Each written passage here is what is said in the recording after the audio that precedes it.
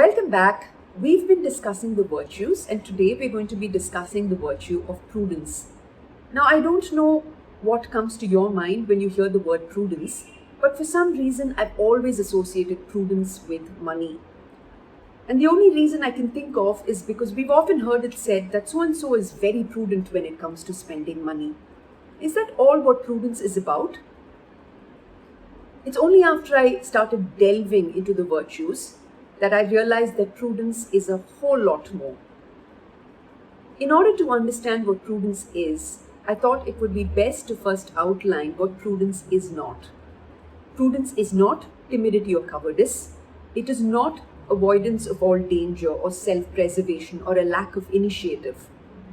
And it's certainly not the fact that we don't spend any money at all.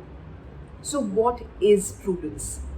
Prudence is the first of all the moral or human virtues and is considered to be the fulcrum for all the other moral virtues such as justice, fortitude, and temperance. And why is this? This is because without prudence, we cannot understand what justice is in order to practice the virtue of justice. We cannot understand what courage is in order to practice the virtue of fortitude. And we cannot understand what moderation is in order to practice the virtue of temperance. This is why prudence is considered to be the charioteer of all the other moral virtues, because it directs all our activities towards the realization of the good, although prudence itself is molded by love. Now, just as in the case of all the other virtues that we've discussed thus far, such as faith, hope, and charity, prudence also has both a supernatural and a natural dimension. As far as the supernatural is concerned, prudence is infused by God into the human intellect in order that we may direct all our activities towards our final end, which is the life to come. From a natural perspective, prudence helps us to discern our true good in every situation and circumstance. Not just that, it helps us to choose the right means to attain that end. This is so that we can achieve the goal of a joyful and peaceful life. But in order to choose the right means, we need to be educated with regard to the moral principles.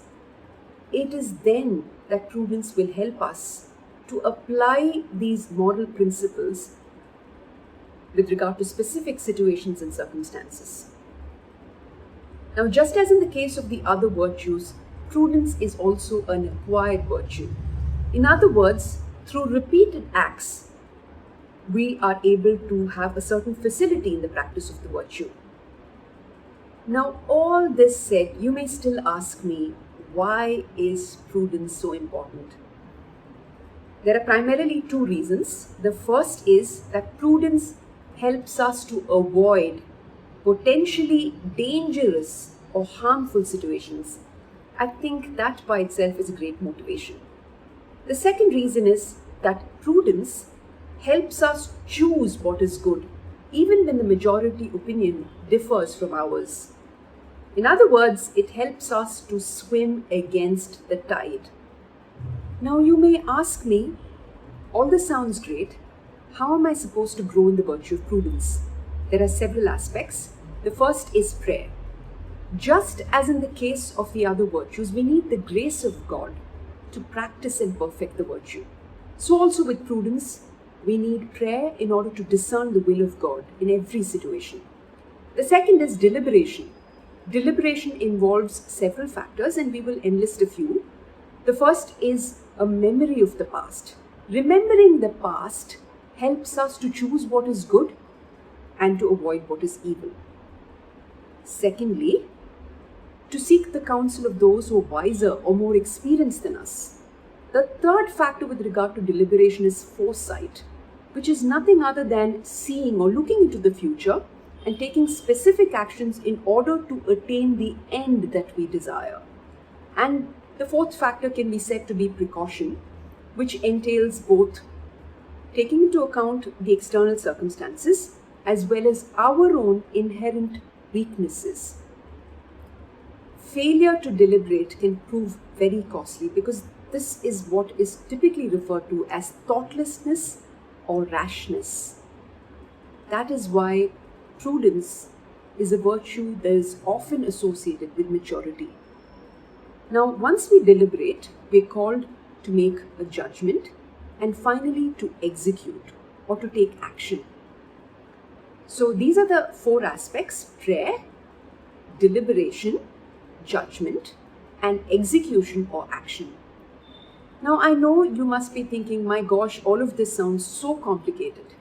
So let's try and simplify this and make it more tangible by means of an example.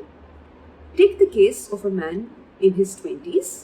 He's working in an IT firm, and this man has been through the grind because he battled with a drug addiction when he was in his teen years.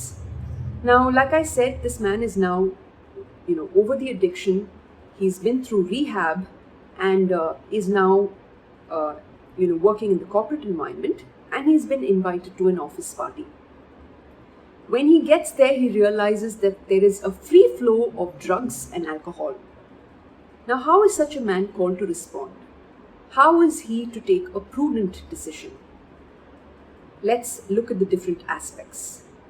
Now, having gone through what he's gone through, let us assume that prayer is an integral part of his life. The second aspect we spoke of was deliberation, to deliberate before taking a decision. So the four factors were memory of the past. Remembering his addiction, he will realize or understand the suffering that he's gone through, the withdrawal symptoms, the turmoil, and not just his own suffering, the suffering of his near and dear ones as well. The second factor with regard to deliberation was that he's called to seek the counsel of those who are wiser than him. Now, he may not be able to seek the counsel of his colleagues who are in that situation, but he can certainly make a quick call to his parents or someone whom he trusts and ask them to help him out with making a decision. The third factor we said is foresight. Foresight is nothing but looking into the future.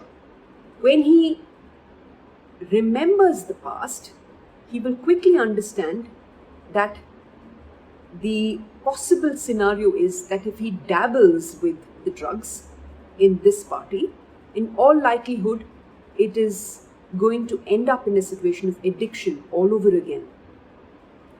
The fourth factor we mentioned was precaution, which takes into account both the external circumstances.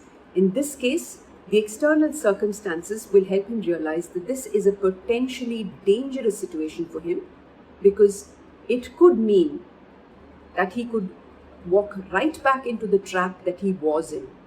And secondly, to take into account one's inherent weaknesses. So he's called to look at his own inclination or weakness with regard to the drugs. So having deliberated, he must make a judgment and then finally take action.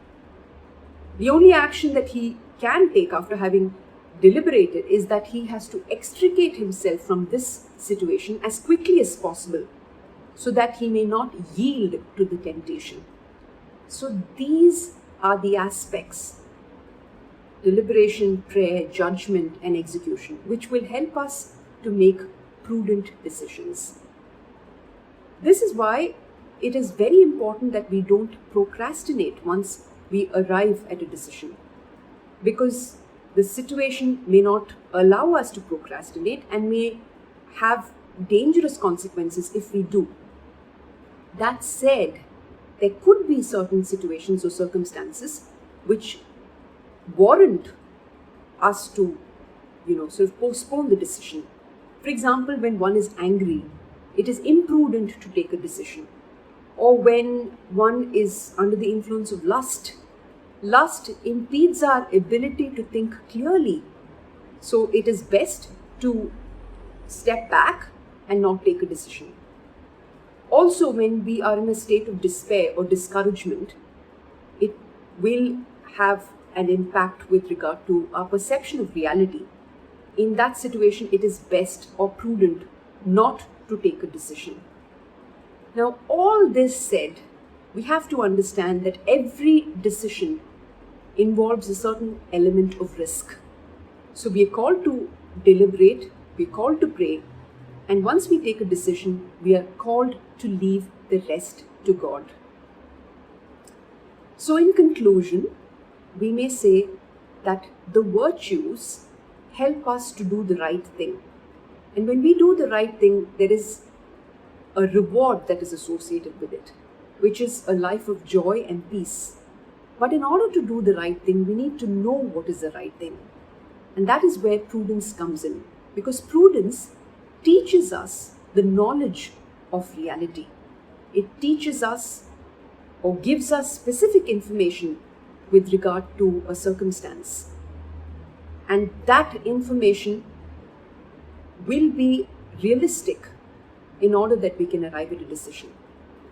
So in other words, prudence helps us to know what to do, when to do, and how to do it. This is why prudence is so critical. Hope this video helped you to understand what prudence is, that it is not just about being cautious or careful, especially with regard to money, that it is a whole lot more, and that prudence is the virtue that is crucial for us to practice even the other virtues such as justice, fortitude, and temperance. So I hope you enjoyed, and if you did, please do subscribe to this channel. Thank you.